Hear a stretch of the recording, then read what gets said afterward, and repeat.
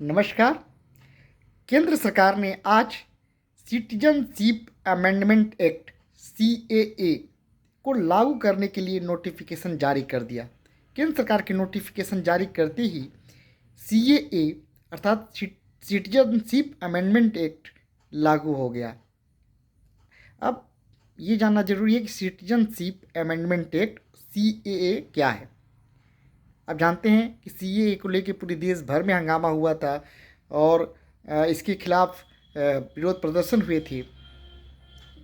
थे और उस 2019 में यह कानून पारित हुआ था। तो क्या है यह कानून? भारत में नागरिकता को विनियमित करने के लिए नागरिकता अधिनियम 1955 बनाया गया है।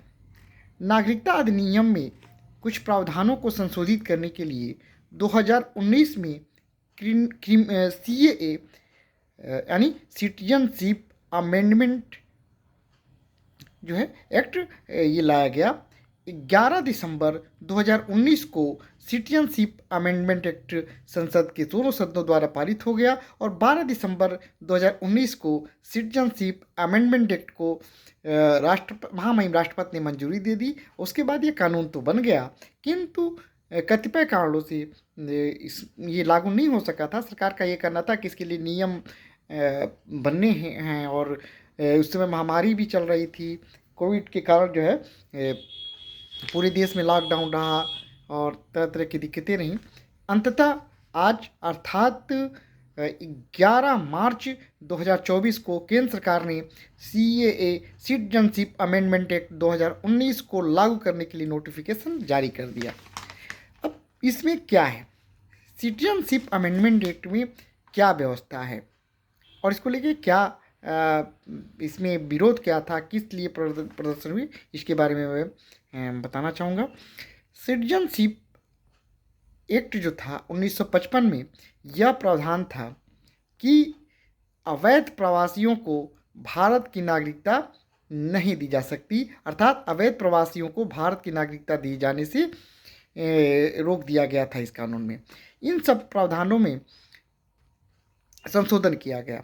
कारण ये था कि जो भारत के मुस्लिम बहुल देश थे, जो इस्लामिक कंट्रीज थी भारत के में जैसे कि पाकिस्तान, अफ़गानिस्तान और बांग्लादेश, इन तीनों देशों में अल्पसंख्यकों पे अत्याचार हो रहे थे। इन्हीं अल्पसंख्यकों के द्वारा यहाँ माइग्रेट करके भारत में आया जा रहा था और उनकी नागरिकता का मुद्दा महत्वपूर्ण हो गया था और उनके द्वारा भारतीय नागरिकता के लिए मांग की जा रही थी। लेकिन पुराने अधिनियम के अनुसार ये तो प्राप्त नहीं कर सकते थे नागरिकता, क्योंकि अवैध प्रवासियों की भारतीय नागरिकता प्राप्त करने पर रोक लगी थी। सिटीजनशिप अमेंडमेंट एक्ट 2019 के द्वारा ये रोक हटा दी गई और यह प्रावधान किया गया कि अफ़गानिस्तान, पाकिस्तान और बांग्लादेश से 31 दिसंबर 2014 किस डेट से 31 दिसंबर 2014 तक इन तीन देशों से माइग्रेट करके आए हुए हिंदू, सिख, बौद्ध, जैन, पारसी और ईसाई अर्थात गैर मुस्लिम, इन तीन मुस्लिम बहुल देशों के गैर मुस्लिम अल्पसंख्यक जो थे वो यदि माइग्रेट करके 31 दिसंबर 2014 तक भारत में आ चुके हैं तो वो भारतीय नागरिकता हेतु आवेदन कर सकते हैं। अर्थात 31 दिसंबर 2014 तक इन तीन मुस्लिम बहुल देशों पाकिस्तान, अफ़गानिस्तान और बांग्लादेश से माइग्रेट करके आए हुए हिंदू, सिख, बौद्ध, जैन, पारसी और ईसाई को अवैध माइग्रेंट्स नहीं माना जाएगा। दूसरी जो व्यवस्था की गई, पहले ये व्यवस्था थी नागरिकता अधिनियम में कि भारत में नागरिकता हेतु आवेदन करने के लिए भारत में 11 वर्ष तक रहना जरूरी था।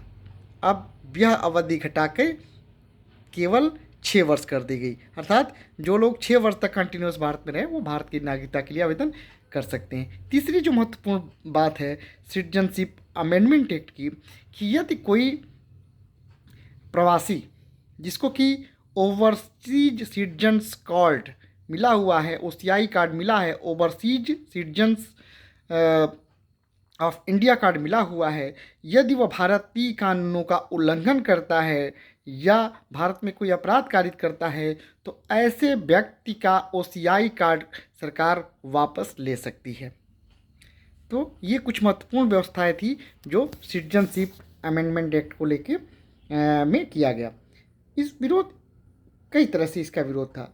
भारत में मुस्लिमों का ये कहना था कि इसमें भेदभाव किया गया धर्म के आधार पे, और उनका ये कहना था कि ये भारत से मुस्लिमों को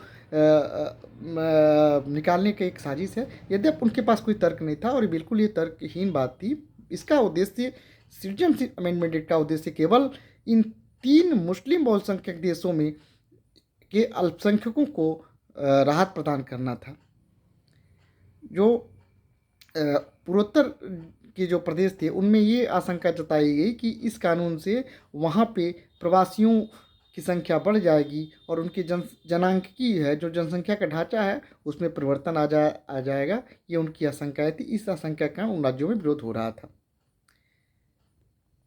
सरकार ने सभी जो विरोध के पॉइंट्स थे सब पे स्पष्टीकरण दिया और कहा कि इसे किसी को भी घबराने या डरने की ज़रूरत नहीं है। यह कानून केवल 3 मुस्लिम बहुल देशों में प्रताड़ित किए गए अल्पसंख्यकों को राहत प्रदान करने के लिए है। इसे किसी को डरने की कोई आवश्यकता नहीं है। इसमें किसी की नागरिकता छीने जाने का कोई प्रावधान नहीं किया गया है। मुझे उम्मीद है दोस्तों कि आप लोग इस जानकारी से सहमत होंगे। आप लोगों को ये जानकारी अच्छी लगी होगी। यह जानकारी पसंद आई तो इस वीडियो को लाइक करें, कमेंट करें और दोस्तों के बीच शेयर करना न भूलें। धन्यवाद दोस्तों, नमस्कार।